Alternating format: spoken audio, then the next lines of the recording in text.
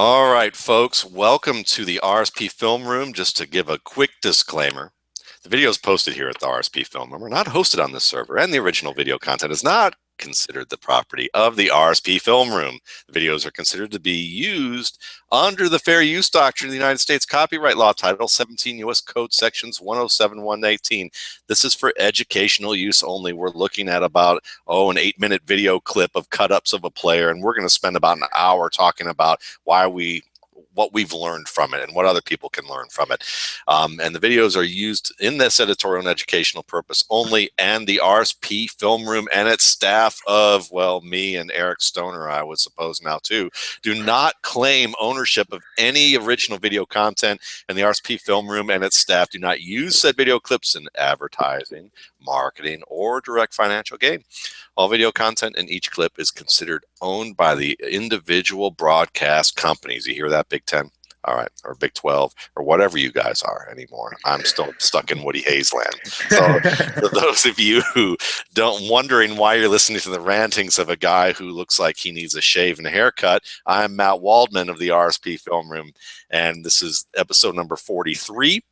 And I have the esteemed pleasure of having a return guest who was one of our more popular film room guests that we've had this year, John Owning of Draft Breakdown, who did a tremendous job breaking down Owame Odighizuwa, the defensive end for UCLA, and we're going to watch Michael Bennett of Wisconsin today, not versus Wisconsin today. Michael Bennett, the Ohio State defensive tackle.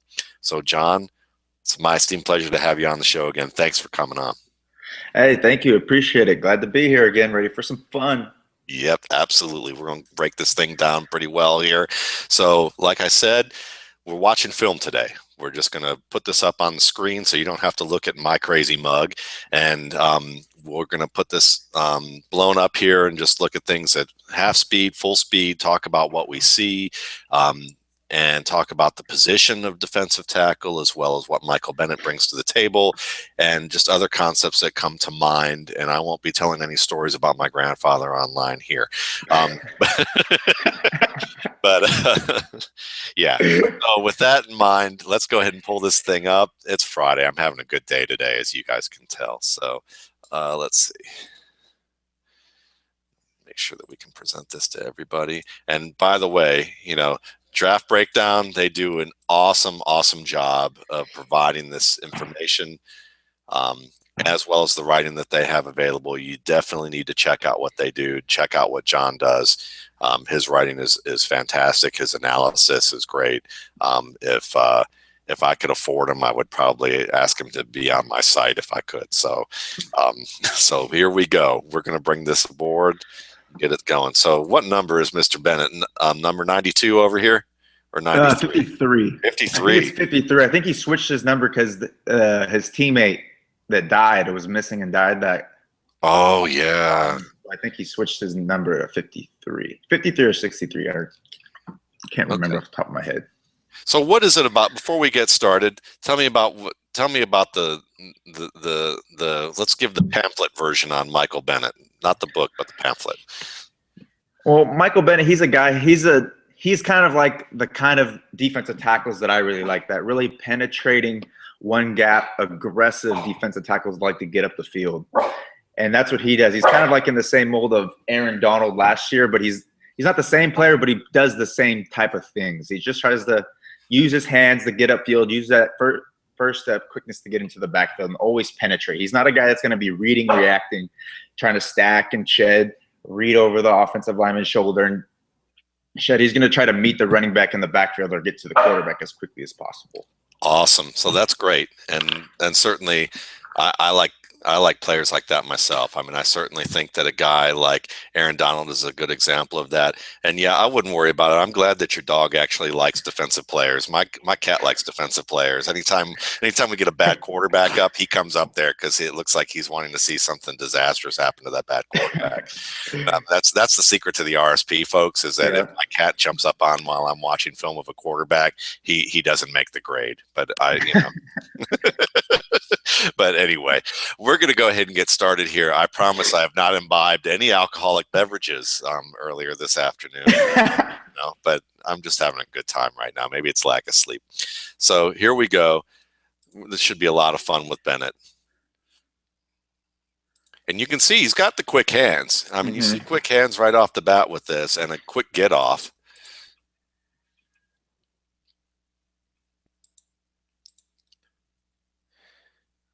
I mean, it's not Aaron Donald spectacular like you said, but still we see some good work from him in terms of, you can see that he's a physical specimen for sure. Yeah.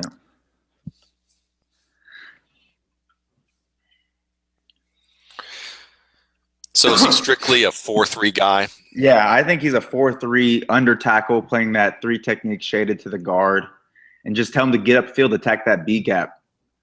So who are other guys in the NFL that you would say are examples for the layperson that are, you know, yeah, who'd be examples of this? Is Henry Melton an example of this, or does he play a different? Yeah, okay.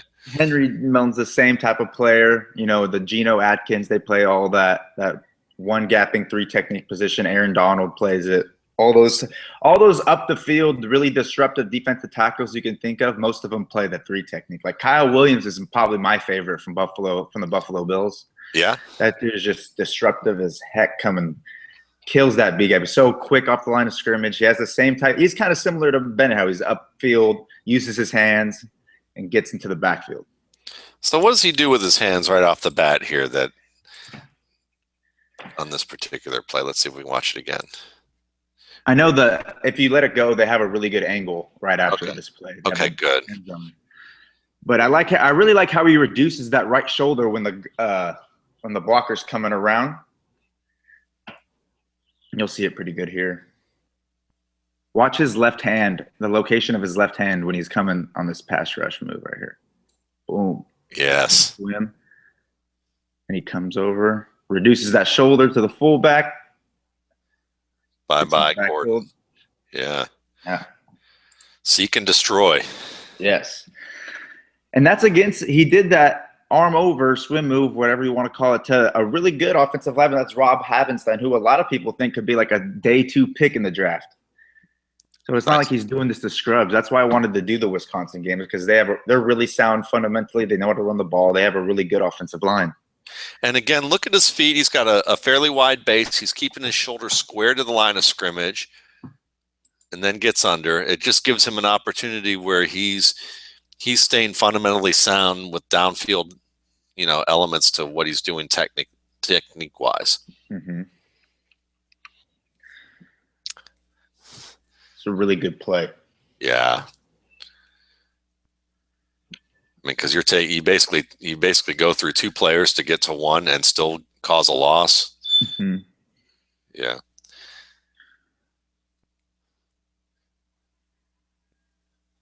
Good get off there. Yep.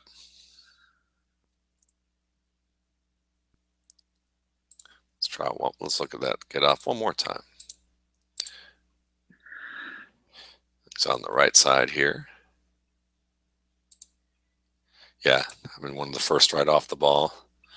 Trying to angle his shoulders to squeeze through 2 guys. And he nearly does it. He does that. He does that a lot. For the first part of the season, he kind of struggled because they played him at that nose tackle position, that 1 technique. Yeah. And he's not the best taking on double teams. But when he would split him, he'd reduce that shoulder and try to split him like he's doing right there. And he'd really try to make himself skinny through the hole to get to it. But he's much better when he's singled up one-on-one. That's why he works better from that under tackle 3 technique position.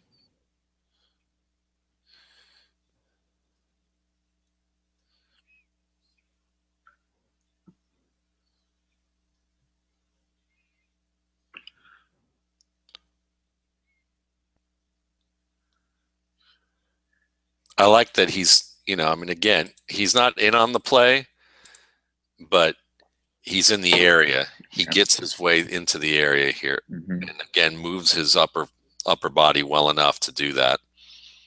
And the thing I like is he plays behind the line of scrimmage. You don't see him playing on the defensive side of the line of scrimmage. He's always at least like a half a yard in the offensive side of the line of scrimmage, which is always good, especially against those outside zone type of runs. Absolutely, because if there's a cutback, he'll be right there. Mm-hmm. Look at who's the first, again, first guy off the ball.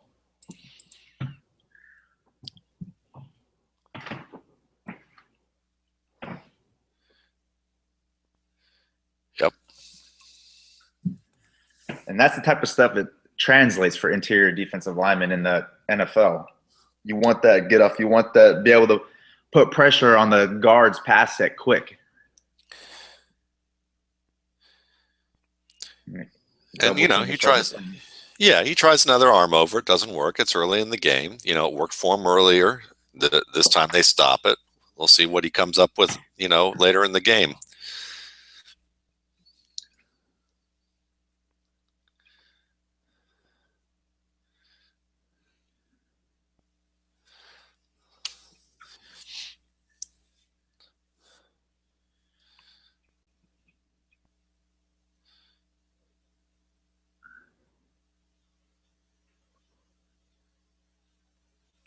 It's getting a little jumpy for me. I can't see what's going on. All righty. Well, let's see. Let's see what we can do here to demystify the screen here. I can put it in full normal speed. Let's try that. A little better? No, not really. It might be me. Okay. Let me see. Let me try to disable the HD maybe.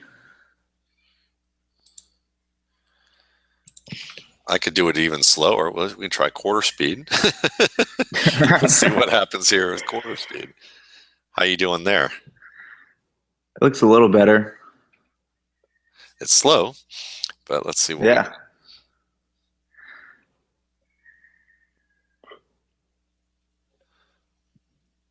Yeah, that's better. I can actually see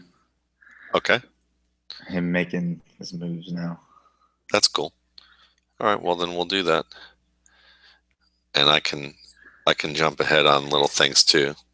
Mm-hmm. Like we can go right to this now.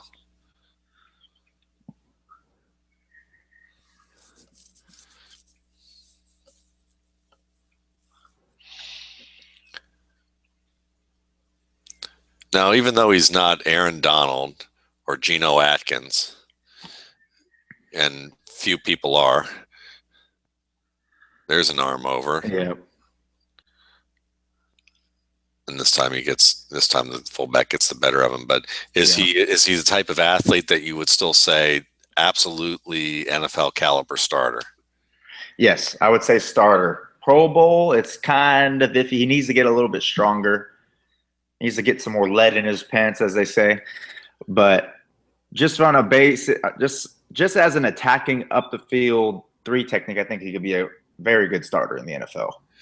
So what, you know, this is a question that was asked to me this week, and I think it's a fair one to ask a variety of folks, is when someone says a guy's frame is maxed out or he can add weight or he can't add weight, what are you looking at for that?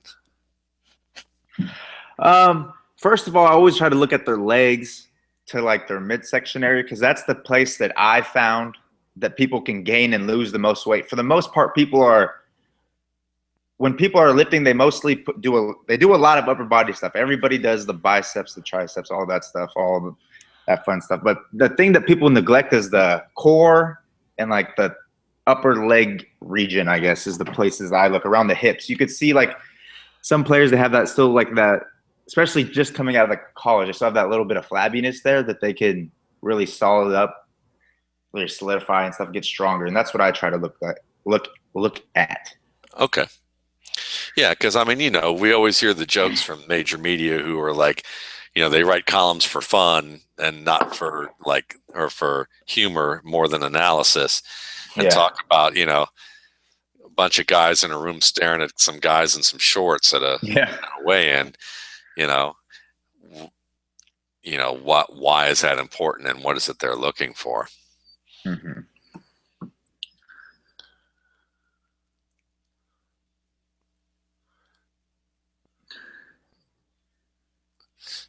Plays off the combo block. The thing you could see now, though, after he was disruptive on those first few plays, he's getting a lot more attention now. He's Yeah, getting combo blocked by the guard and the tackle. On passing plays, he's rarely been singled up. Now, is this going to require him to get stronger so that he can defeat these combo blocks, or is there a technique area too that he can work on? I think it's a lot of it's.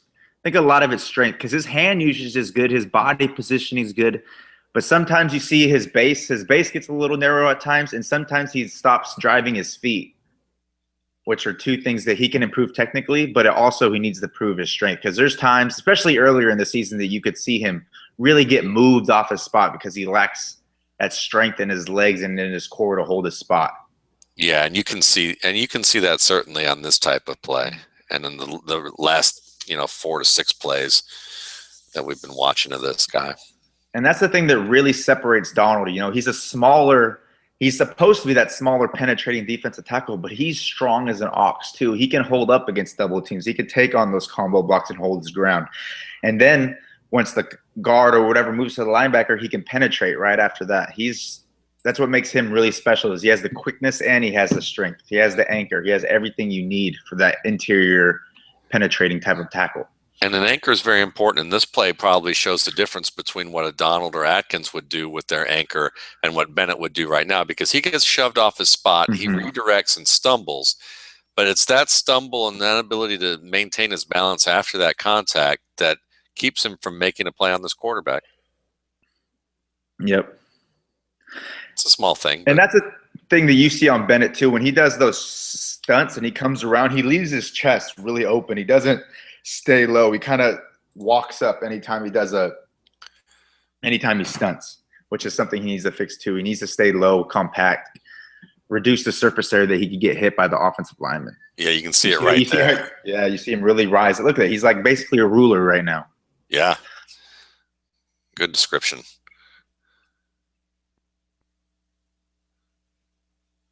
And is that like something that's a big deal? No, your defensive tackles stunting. They're usually not the ones that are looking for the payoff on.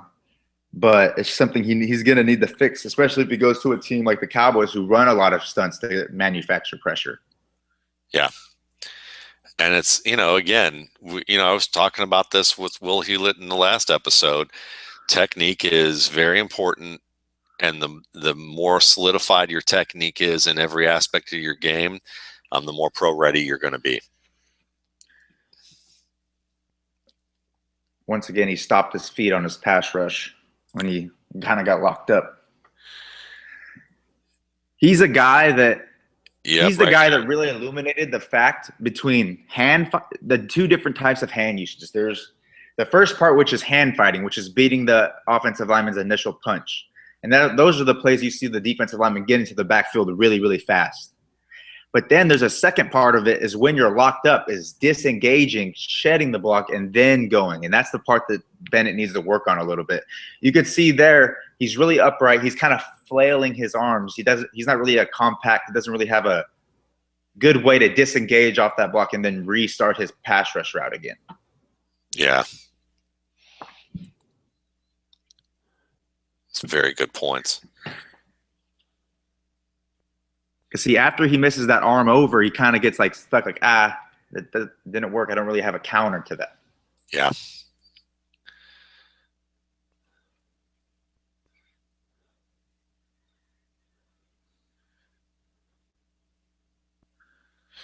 Not much of a push there either.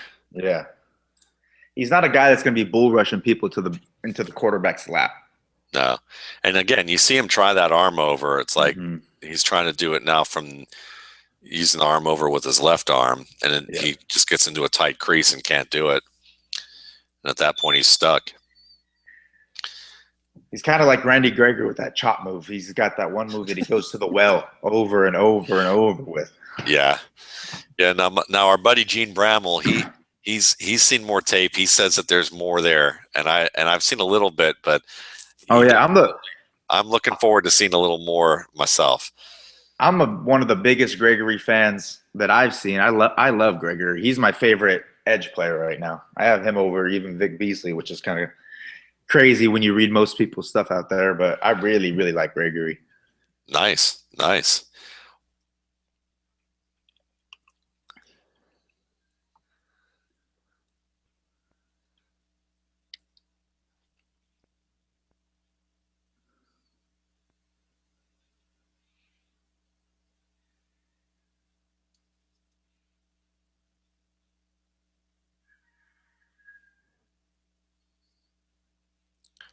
Comes up too high. Do you see how high he came up off the snap on that one?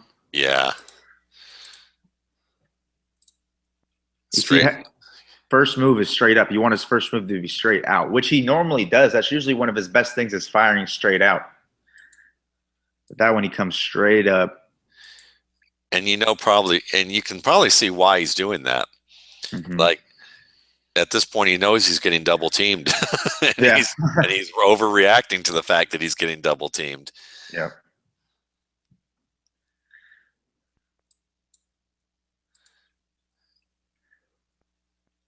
He tries a rip and, kind of a push-pull move. Yeah.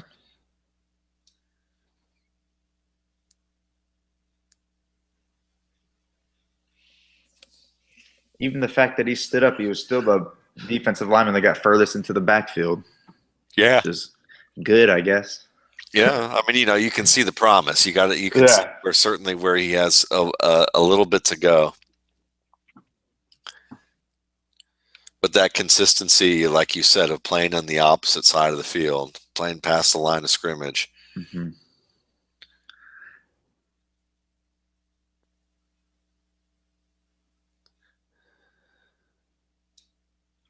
Dropped his head. Lost his flat back. Down to the ground. Yeah. Good play. He's another guy that process. Yeah, you see I've seen this more this year that I feel like than last is there's a lot of like the top defensive linemen are on the ground so much. Yeah, this is probably like the third or fourth play we've seen Bennett on the ground, stumbling off a block. Just kind of ridden down here. And I think that has to do with the problem he has on double teams too. His base gets a little too narrow. Yeah. It looks like he's also trying to figure out what he wants to do with this man, because it looks like he wants to grab on and yank the guy to the side, but it doesn't quite. It's like he doesn't quite get the grip, and then he ends up saying, well, maybe I can slip under him. Yeah. And then he's toast at that point. Yeah. Still a good play, though. Still affects the quarterback, which is what you want to see, but you just like to see, like you said, a little bit better of a process.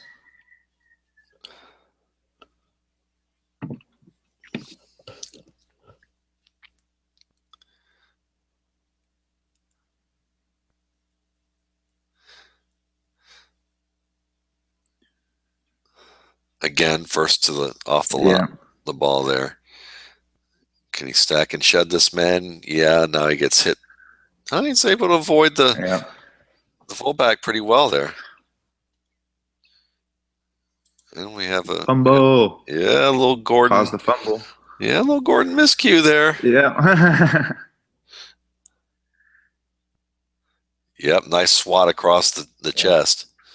A thing I like too is you like how he has early hands. Right when he fires off the ball, he fires with his hands inside that allows him to get that push, and it puts him in a good position to stack and shed that lineman. He doesn't go for that quick arm over move that would get him moving. They would push him out on that outside zone and give Gordon that cutback lane. He fires his hands inside, stacks and sheds. That's a really fundamentally sound play. Yeah, that's an excellent point there. Because if he tries to go that arm over all the way into that C gap, or I think it's the B gap actually, he'd get ridden out to the sideline, and Gordon would have that nice little cutback lane right off 71's butt. Yep. But stacks, sheds, plays the man, gets into the position, force fumble, prosper. Yep, and you see the shoulders, square once again before he makes that strike. He's getting his body right. Mm-hmm. That's a play that you'd like to see from Michael Bennett do more often. You want to see those fundamentally sound plays. You can't knife into the backfield on every single play as an interior defensive lineman. Sometimes you do got to put your hands inside, stack and shed, get to the running back, which is nice to see. It can be done. He can do it. Yep. It's like what I've seen a video of what Wade Phillips was saying. If he can do it once, he can do it again. So. Yep. I think the question lies again, I'll reference the last show I just did a little bit ago, is as long as they understand what it is they're doing and why they're doing it, then they can do it again. But if they do it once and they did it once, do it again, I agree. I think that's a very good way of putting it, but it can also be a very simple one if the guy doesn't know why and doesn't have a process, as I think Will Hewlett talked about today, doesn't have a self-correcting process on how to improve. Yep. I mean, I can hit a bullseye on a dartboard, but ask me to do it again and again and again. Exactly. You're gonna lose. You're gonna be paying for a lot of drinks at the bar, probably for, you know. Mm-hmm. And this is a play. The last two plays have been positions where they played Michael Bennett at the beginning of the year, played him at that nose tackle position, and you can see he gets no pressure. He's all the way back. All the other defensive ends are in the backfield. He's just stuck in the back. He doesn't really know what to do when he's getting double teamed, especially in passing situation. He doesn't know how to attack the shoulders. Yeah. It's still that, let me see if I can beat them early, because that's my trump card. That's my only move.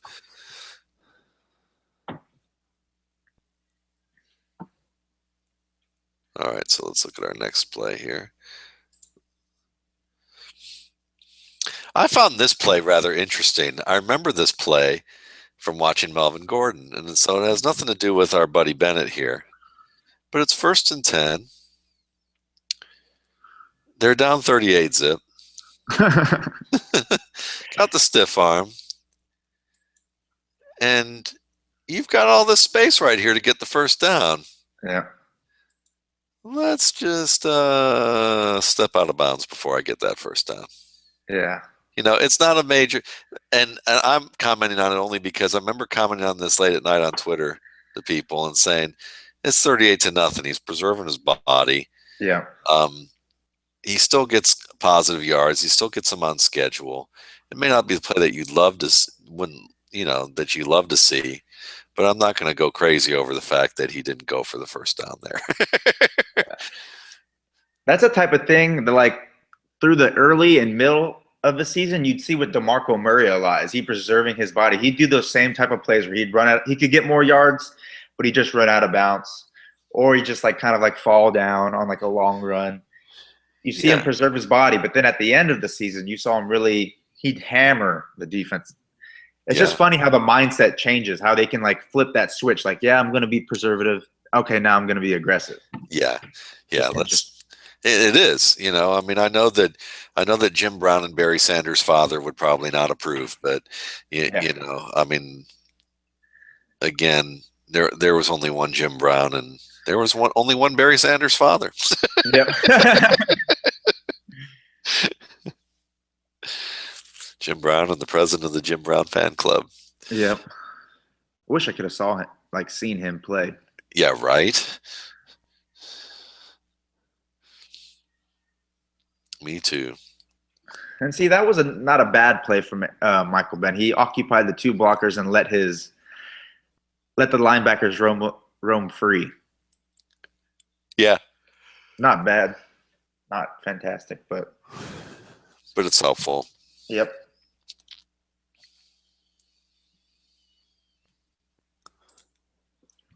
All right, so now we're going to see him back over here in a 4-3. See, getting those shoulders really turned. See it working down the line of scrimmage. Yeah, and why is he turning the shoulders here? This is basically to help him get leverage so that he can attack down the line. Yeah. And see, he was trying to split the combo block initially, and that's initially why he turned his shoulders. And then you see he's just trying to work down the line of scrimmage to get to the ball carrier after that. Yeah. And the initial turning of the shoulders was to get through that combo block. He was trying to split the combo block and get into the backfield. Yeah. Right. Okay. It's time. You can go now. All right. Come on. Maybe you can't. All right. There we go. Watch right here. Right when you see that left tackle coming, he splits his shoulder, and they try to get to that little crease. He's trying to get skinny. Yeah. A big 300-pound man trying to get skinny. Yeah, it's that Chris Kind of. Farley, big man, little coach routine.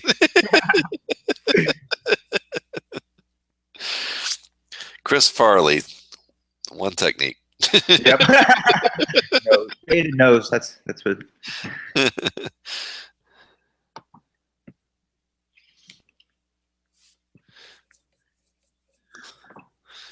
All right, let's get this thing. Okay, there we go.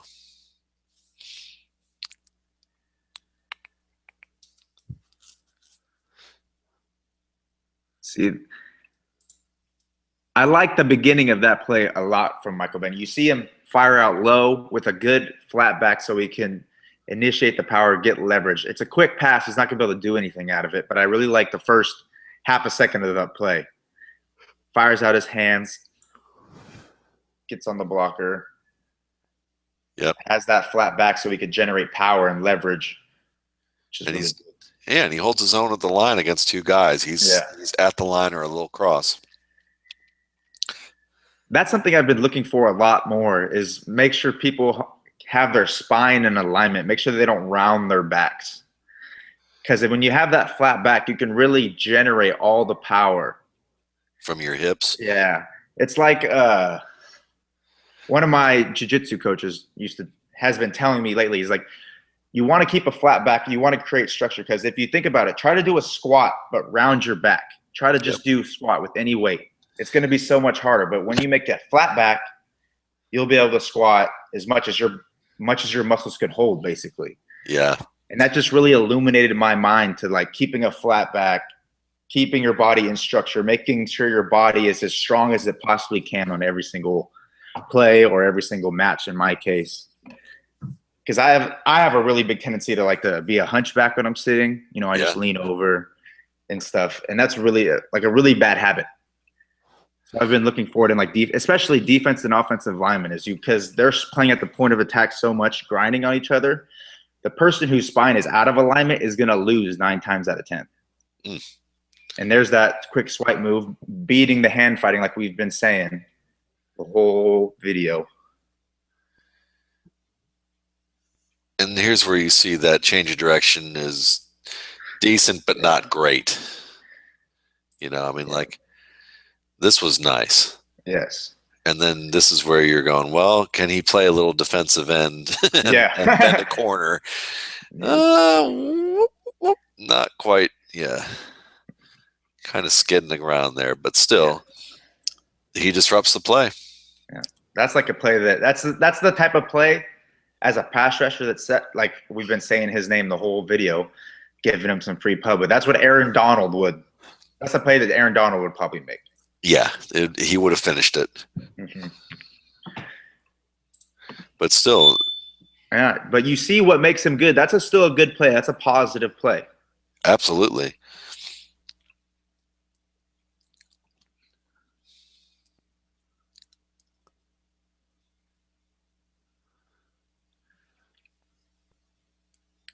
And again, that was a nice way he set. You see the way he set up that stunt from him, and that left end is going to be a top 5 pick next year. Joey Bosa, that guy's incredible. But watch how he keeps the guard occupied as he goes upfield, so that when Bosa comes around, if it was a longer developing pass play, Bosa would have been in. Yeah, look at that. Huge gap right in there, and is set up. Those are the little things that are going to make like the defensive coordinators, the defensive line coaches that watch that play, they're going to be really happy because they know he could set up a stunt. Yeah.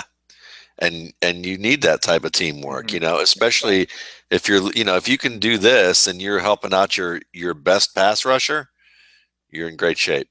Yeah. And that's the thing I like when Ohio State does is when they put Bennett on Bosa's side, it's really smart because Bennett doesn't work good with double teams. But if Bosa's on his side, they're never going to double team Bennett because they're going to be putting a lot of the emphasis on Bosa, who's probably one of the top 2-3 defensive ends in the country. So when you put them both on the same side, you're basically guaranteed that Bennett's going to play a one-on-one matchup, and that's where he flourishes. That's where he prospers. That's where he wins. Nice. Read option. And he clogs up that lane pretty well. We're seeing some disciplined play as a run defender.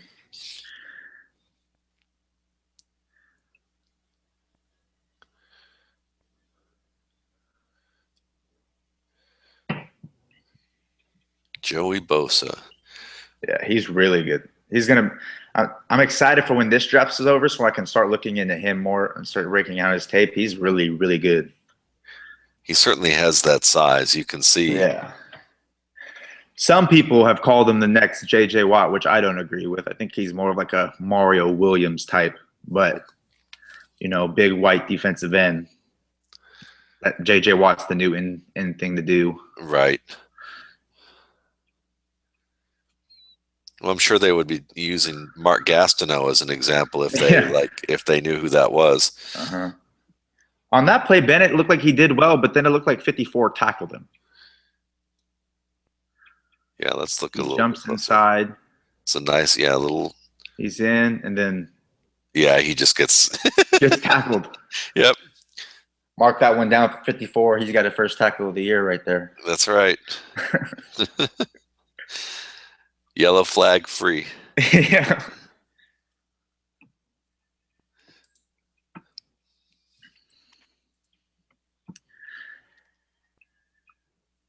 All right, here's our man. Coming outside. On those type of plays where they stunt all the way to the outside, you're basically guaranteeing he's not going to get pressure because it's such a poor angle. He has to round, like almost to get around the edge of that offensive tackle. The offensive tackle would have to do something very wrong. Or he'd have to be Von Miller. Yeah. Exactly. And neither of those things happen. Yeah. But he does set the edge and get a push so it constricts the pocket, and that's enough. Yeah, those are the type of plays that bothered me with UCLA and Odigizua, how they would play him at that 4-eye technique and then ask him to rush the C gap like that. So we'd have to do that loop before he can even start like a good pass rush to the outside. It's a good point. Frustrating when you're trying to project things to the NFL. They're never going to do that. They're never going to. Yeah. Never going to be expected to be productive when you're doing that.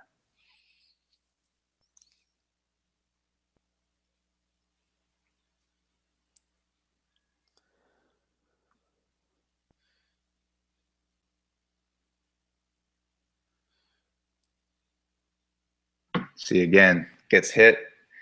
Offensive lineman gets his hands on him, doesn't really do much. No. He just seems a little lost at this stage. So what's that going to take for him to get better at getting that second move? Just a little extra practice on his own? I think it's just going to take coaching. But the thing that has worried me about the coaching is those talks you've had with Ryan Riddle, how they don't talk about using their hands a ton. Yeah. Their pass rush moves and disengaging, which kind of worries me with guys like him, guys like Gregory, guys like Eli Harold, and guys that I like, that I love their potential. But if they don't get those hands, if they don't get the defensive line coaches really helping them with their hands, pass rush moves after practice or during practice, worries me about their development a lot. Yeah. All right, so now we have him up here near the left hash. It's just like anything. You need those practice hours. You need those reps to make it feel like it's natural. Yeah. And that takes a lot of time, and it takes a lot of attention to detail. And then a lot of – not to get on a soapbox about practice, but this happens a lot in jiu-jitsu. People think drilling just by itself. Oh, yeah, if I drill 1,000 – say I'm a defensive tackle. I drill 1,000 arm overs. I'm going to get really good at an arm over move. No. You got to drill the arm over move 1,000 times perfect. You got to do perfect practice. You got to do really good practice. Then you got to do resisted practice. It's intensity. You got to doing reps is not something that should be easy. It's not something that should be a walk in the park. I'm just going to go do blah, blah, blah reps. No, it should be good. You should be sweating. It should be hard. It should be like you're planning a game almost, the way for how many reps you do and how you're supposed to do it. How you're supposed to make your steps have to be perfect. Your arm placement has to be perfect every single time. You want it to be good. Boom, boom, boom. Yeah.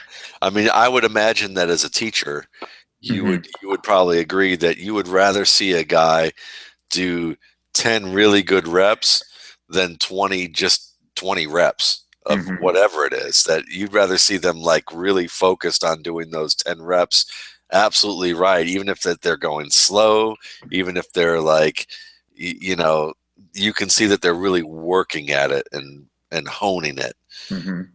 Like at the beginning of each practice, we have these warm-ups where you practice these like 5 jiu-jitsu basic movements that you won't find in any other art, basically, that are like central to jiu-jitsu. And the thing is, if you went to a class, nobody had any belts on, they were just random people, you'll see the people that gun the fastest are the white belts, the early beginners, because they're trying to just get done fast. Oh, got to do my shrimps, go, go, go, go. But when you look at like the purple belts, brown belts, black belts, they're always almost the last people done, because they're doing every single movement perfect. Boom, boom, onto their side, shrimp their butt out every single time. And that's why that when you go into a rolling situation, a sparring situation, the white belts, you tell them you got to shrimp, shrimp, shrimp. It's really sloppy. They don't go anywhere. But then the black belt shrimps, you see a big shrimp. There's big space being created every single time. That's a very, very good point. And you see that with every type of technique and any type of physical activity. Exactly. You know, I mean, you see it with releases, with hand movement, you know, pad level. And it's those little things. It's such a great analogy with white belt, black belt type of thing, where it's like between high school, college, and pro. In the NFL, it's the minute levels of technique. And yes, you don't have to be technically perfect all the time to get into the NFL. And I'm sure that, you know, when you have people who are sparring, that someone who is physically more dominant can probably, you know, their technique, they can compensate with their physical dominance sometimes.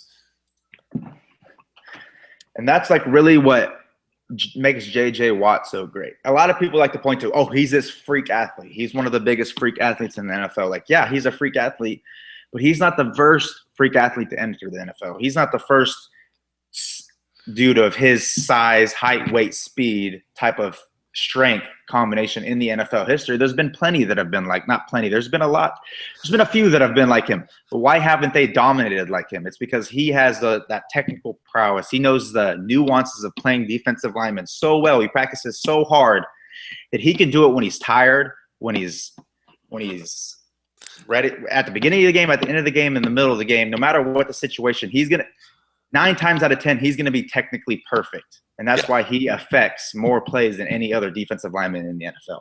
Yeah, that's so true. And that's the thing. I mean, you know, there are lots of guys who are just freaks, and there are lots of guys who are freaks in nature at what they do.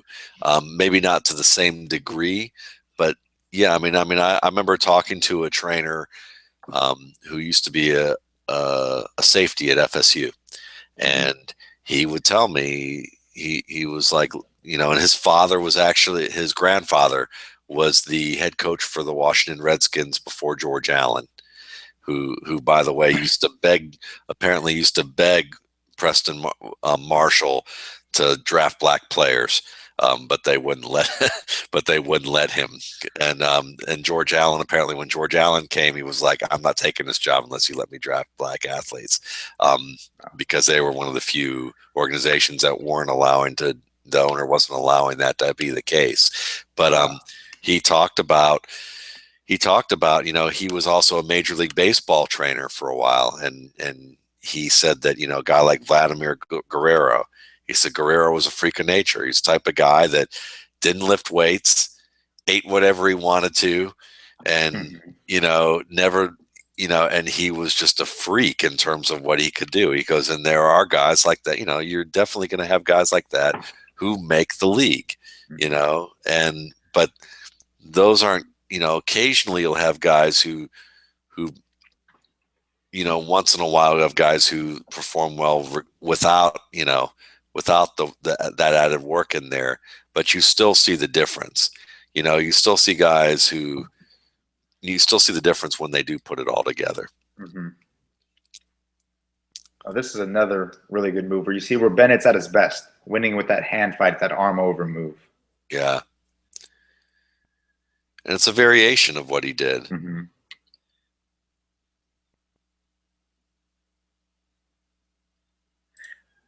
Look how he flips his hips when he's doing it. You see, he's in the process. I like the way he flips his hips when he does it, so he can get back on his route to the quarterback a lot. He doesn't have to take that false step that you see a lot of people do. You see a lot of people on that little arm over. They have to take that little shuffle step to regain their spot when they could really just flip their hips like he does, right? Like the step after this and upfield. You see how he doesn't have to take that false little shuffle step to get upfield? No. He just goes.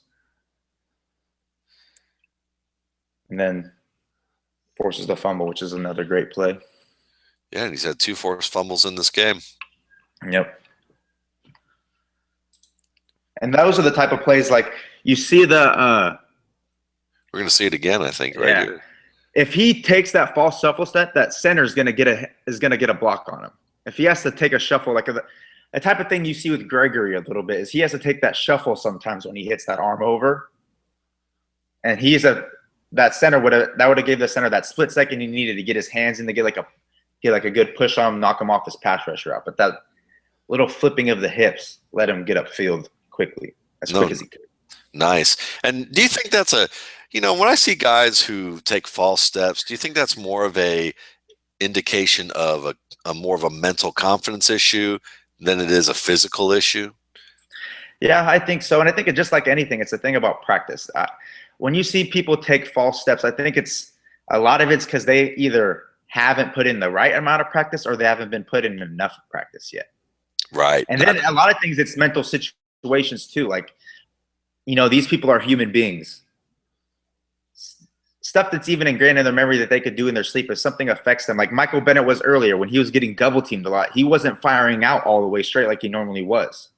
Like we've seen him now this last string of plays because he's anticipating the double move. I mean, when you're under pressure like that, it's like the quarterback. It's like Marcus Mariota, watching Mariota earlier today. He gets under pressure, and you see his technique breakdown with how he opens his body. And you would say, oh, well, he's under pressure. That's a tough deal. It's like this here. It's a little different. Now that you're double teamed, that's the equivalent of being a defensive tackle being under pressure. Mm-hmm. It's like the thing to make it correlate it back to jiu-jitsu, which is something that I always do in my self-evaluation. Like when I'm watching these guys, it's like a thing I can hit an arm bar right now. Any type of arm bar you want me to hit, I'll hit it easy. I'll do it like I've done it 1,000 times. Do it in rolling. I could do it like I did it 1,000 times. But you put me at Worlds against another really good guy, against one of the top 5 ranked guys out of my weight class and my belt, it might look a little bit sloppy. I would be willing to bet that I would make a mistake with something that I've done 100 times. And that's why when you see people like in jiu-jitsu, there's a big thing, like he doesn't compete like he practices. He doesn't do this. He's hit that move 100 times. Why didn't he do it again? It's because of this pressure. We're human beings. We're not robots. Just because we know something, we have it, and we can do it. I could show it to you right now 100 times. Doesn't matter. But when you put that pressure in with the mindset, you're nervous. Maybe you're a little thirsty. You're hungry. You're thinking about what your mom's thinking in the stands. Stuff happens. You make mistakes. And it's very much a self-directed pressure because it's, it's not like they're playing in front of 5 people in this game right here. Yep. But like at the same time, these guys are all going to end up in an NFL stadium where they know they are playing the best in the world. Yeah. And they know that they've had to work awfully hard to get to this one point, and their opportunities are going to be limited.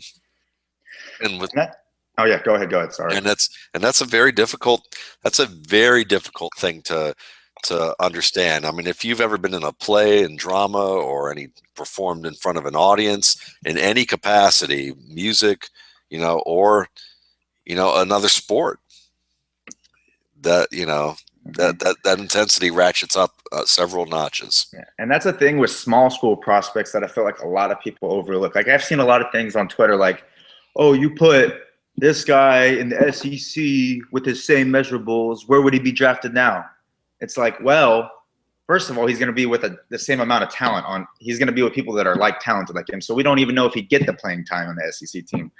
Plus, he's going against way better competition on a weekly basis. So he's not going to be able to show all the fantastic skills that we think. And you got the extra thing. He knows he's going against the best people. He's definitely got twice as big of a crowd, twice as much pressure. I think that's the thing that's killed a lot of small school prospects that have had all the traits that you like, have all the athletic ability. They've shown the skill level, the integrated nuance of the position as much as everybody. But that it's just like you've said, I've seen a bunch of things. We're all humans. Stuff affects us. Yeah, I think it's a great point, and it's funny because it made me think about guys I've rated higher at small programs, and I've said, admittedly, well, if they're competing within themselves, and you see how fluid they are, that projects well. But I do always feel a little bit better when I see a small school guy like, say, Trey McBride do it against West Virginia, as opposed to doing it against Richmond. But it's a conversation that I would love to have with, like, say, like you and me and Emery Hunt and a couple other people who, like, Emery certainly does great work with small school guys, and he certainly has taken the maximum of that's a little bit more opposite of that. But I think it would be a productive conversation because I like the point that you make about this, which is really, again, they know who they're facing. They know the intensity of it, and that does change things. It's like a thing. Like I feel bad because I keep bringing it to jiu-jitsu, but no, it's like that's good. We have this guy I train with. His name's Josh. He at the local tournaments. I don't think he's lost a local tournament for at least since I've known him for like 2 or 3 years. Never lost. He's beaten world champions, pan champions in the local tournaments. He's beaten them. But then when you put him at worlds, pans, Abu Dhabi, he freezes. He's not the same. He loses the people that he's submitted. He gets submitted by people he's submitted. It's just that mental block when he goes up into like that big stage, the bright lights, something in his mind ticks off. And that's just something that I always think about with like the small school prospects. Because we're on the outside, we won't know. NFL teams, there's certain psychological testing that you could see that would point to them either being like, yes, he's fine. He'll do great at the small, the big, doesn't matter. He has that mindset. But then you can, with that same thing, you can see the people like, he might be a little bit shy on the big stage. It might change him a little bit when he knows he's going against the best people, like all the things we've said. It's just an interesting thing that, us on the outside, I can't knock a player down because he's a small school and because I don't know if he's going to be he could be a John Brown when he gets to the NFL and just keep going, or he could be like a Kwasi Owusu-Ansah who just doesn't do anything. Yeah. And those are very real concerns, but they're the types of things that are difficult to evaluate, how you would grade that. And I think that's the question that, in less nuanced hands, you have people who just write people off automatically, and and then those folks get blamed for being amateur armchair psychologists. And then if you don't consider it, then you're thought of as being Pollyanna and saying that it's just you're too much of an idealist and you don't realize the realities of all this. But it's that in between area is difficult if you don't have a bunch of evaluation tools backed with a team of psychologists. And that's the thing that like Dan Hatman always says, the evaluation versus the valuation. It's hard for us on the outside to place a value on a player, but we can certainly evaluate their skill set, how that skill set translates to the NFL. So it's good stuff, man. As always, this was a lot of fun. And I mean, I think what we see from Michael Bennett obviously is a guy that can help a team with, like you said, with the stunts, helping teams being able to get that penetration early, function well in a 4-3. Someone that may not be a superstar at this stage and may never be, but can give you valuable run support and support to help open up your defensive ends and their pass rush attempts. Totally agree. He's going to go. His ideal team would be a team that plays like that Rod Marinelli type of defense, aggressive, get upfield, attack your get upfield, and cause havoc. That's what he wants. That's where he needs to go. If he gets put on one of these if he gets picked by a 2-gapping team, that's just going to be the kill. That's going to be the death of him. I don't see why that would happen. But if he goes to a team that's not as aggressive, they don't want him to upfield. They kind of want him to hold the blockers for the lineman on the way of going into the backfield type of a thing. it's not going to work out as well, and you're going to see him be up there as one of the disappointments. But if you can put him in that one gap attacking upfield team, I think he'll do just fine. He'll be a good, solid starter, even to like an above average starter type. Who are some of those two gapping teams that you would refer to that would be like key signal points where you go, any 3-4 team, basically. Yeah. Not any, because the Redskins, they play like that, a one gapping 3-4, but just teams like those 3-4, those two gapping type of teams. It's hard off the top of my head. Like the Patriots, it's hard now because so many teams are playing like multiple defenses, multiple things. Like, right. That's the thing I read from the Gene Bramwell. He did the article recently about like how defenses are becoming so multiple, and it's becoming hard to like. Yeah, just pinpoint one area. He'd be a total non-fit for like half the plays, but then like the other half, he'd be like okay when they go into the 4-3. Like those weeks where Bill Belichick decides, yeah, we're gonna play a 4-man, one gap front. Like okay, Bennett's gonna do well. But Atlanta and New Orleans might not be good fits for them. That'd be examples of teams that are. Yes. Yeah, that would probably not be all that great. But but Jacksonville, that could be pretty good. Mm-hmm. So okay, all right, well, good. Put him in Seattle with the other Michael Bennett, and we'll just let everybody laugh. Just figure out who's it. I like that. I like that very much. Well, good deal, folks. John, always a pleasure. And I'm looking forward to having you on again. And, if you haven't checked out the RSP Film Room, I recommend you to subscribe on YouTube. You can just look up RSP Film Room, and we have 43 episodes now of all shapes, varieties, and guests. So thanks again. You guys have a good weekend.